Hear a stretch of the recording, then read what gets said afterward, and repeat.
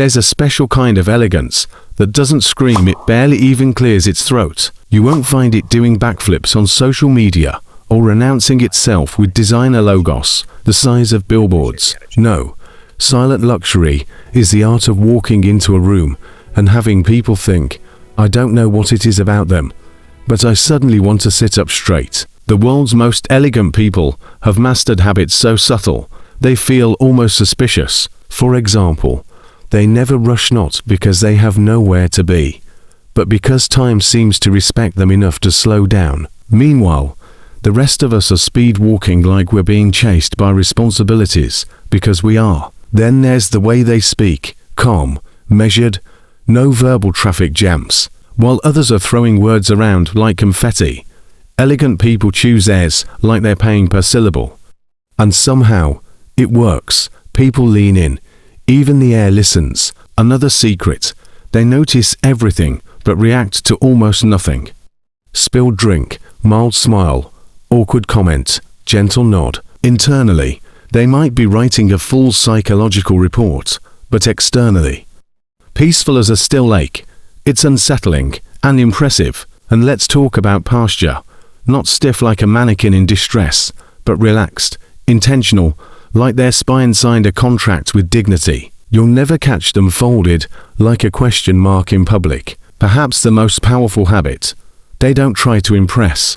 Ironically, that's exactly why they do. No loud validation seeking, no desperate energy, just quiet confidence that says, if you get it, you get it. Silent luxury isn't about money.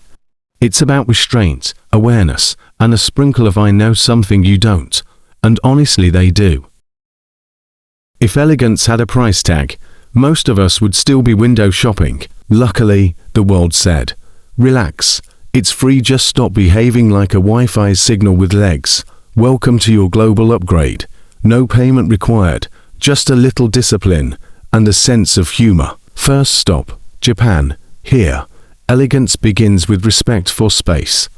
People move like they signed a peace treaty with the environment. No unnecessary noise. No dramatic gestures, just calm efficiency.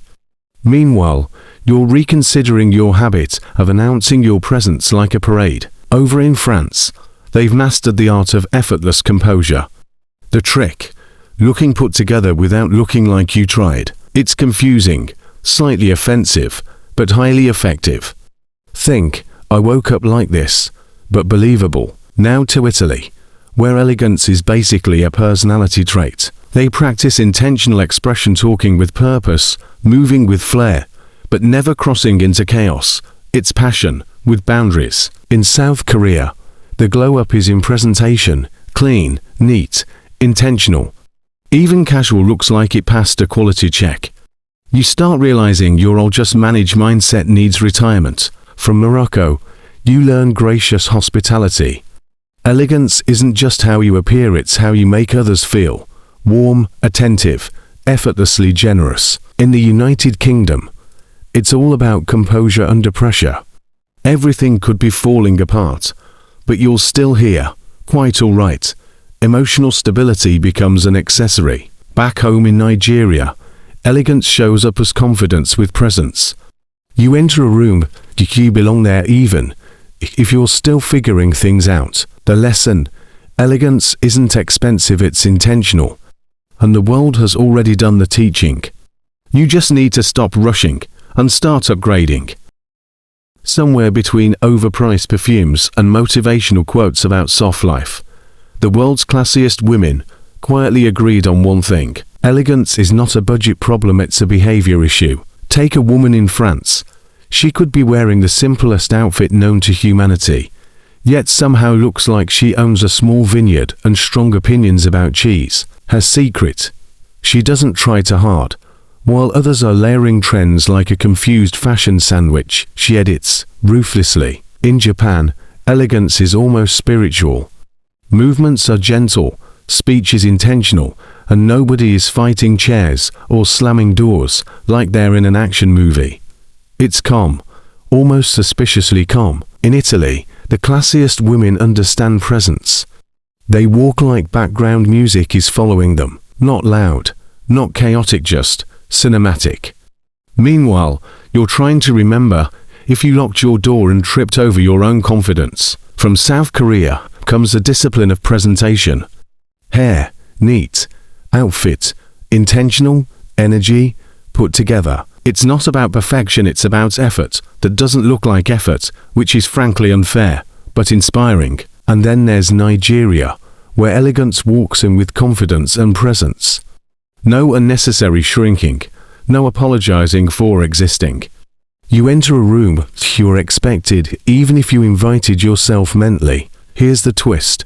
None of these women are relying on money to carry them. It's posture, awareness, restraint, and just a touch of I know what I'm doing, even when they absolutely do not, because real elegance isn't bought. It's practiced, and occasionally, faked very convincingly until it's become real. Let's be honest, everyone wants to look high value, but not everyone wants to spend high money. Good news, the world has already solved this problem. Bad news, it requires behavior, which is where things get uncomfortable. Let's settle this once and for all. Elegance is not for sale.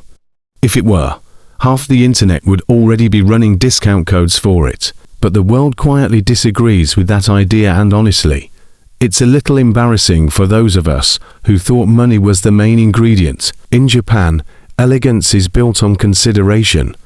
Not expensive, not flashy, just the simple act of not turning every environment into your personal soundstage. People move with awareness, like the world is not their property, just a shared agreement. Over in France, elegance shows up as effortless refinement.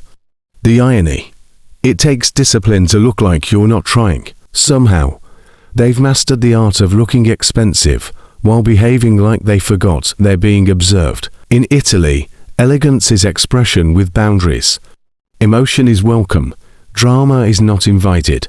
You can be passionate without turning every moment into a performance review of your feelings. From United Kingdom, we get composure under pressure.